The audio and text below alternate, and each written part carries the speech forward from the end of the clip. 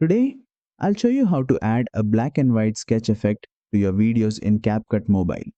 It's a cool way to make your footage look like a hand-drawn pencil animation. Let's get started. First, import your video into CapCut and tap on it to select. Now, from the bottom toolbar, tap on Effects, then choose Video Effects. Scroll down to the Comics tab.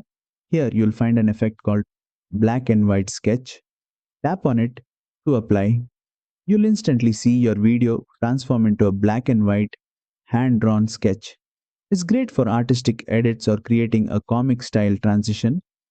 Next, tap on the effect again to open the settings. You'll see the atmosphere slider. This controls how strong the sketch lines appear.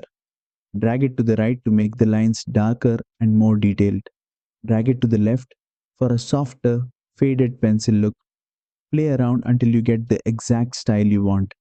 Once done, preview your video, and that's it. You've created a black and white sketch effect in CapCut Mobile. If you enjoyed this tutorial, don't forget to like, share, and subscribe for more quick CapCut editing tips.